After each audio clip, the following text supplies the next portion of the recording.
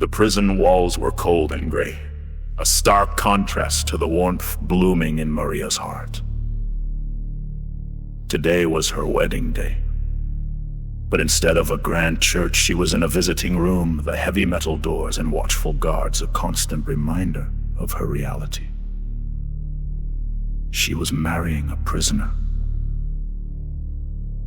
Marco, a man who had made mistakes, big ones, landing him behind bars.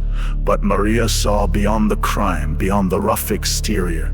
She saw the kindness in his eyes, the regret in his voice, and the burning desire for a second chance. Their love story began with letters. Maria volunteered teaching literacy in the prison. Marco, initially cynical and withdrawn, was touched by her patience and genuine care. He started attending her classes, drawn to her light like a moth to a flame. They wrote each other, sharing their hopes, dreams, and fears. Slowly, a bond formed, unbreakable and true.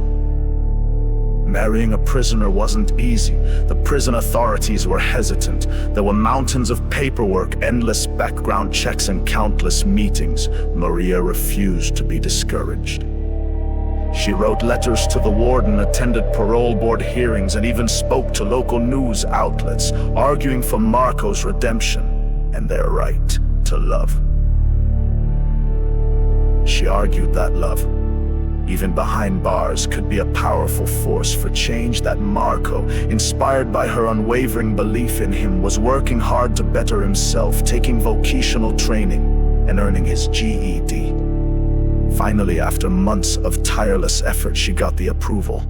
Now here she was, standing in front of Marco. He wore a borrowed, ill-fitting suit, his eyes shining with a mixture of joy and disbelief. He looked thinner, older, but to Maria he was the most handsome man in the world.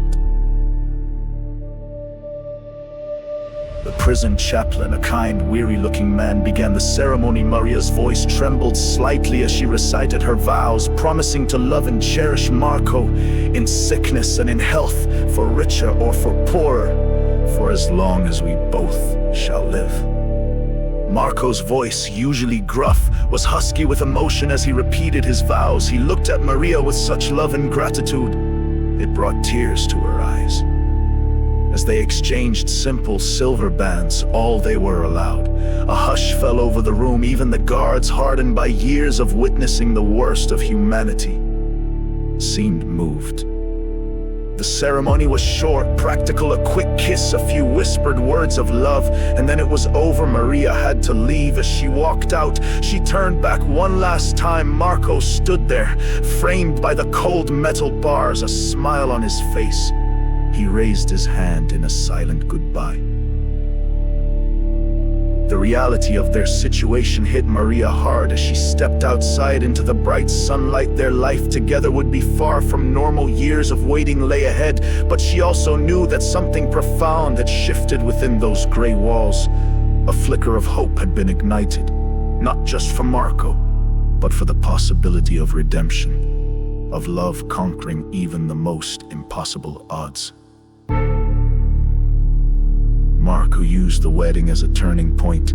He dedicated himself to his studies, earned every possible certification, and stayed out of trouble. Maria's love had given him a purpose, a reason to be better.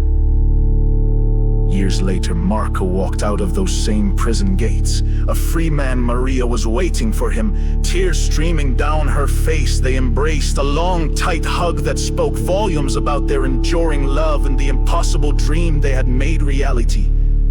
The wedding in prison hadn't just changed a criminal, it had given him a new life, a life built on love, hope, and the unwavering belief of one extraordinary woman.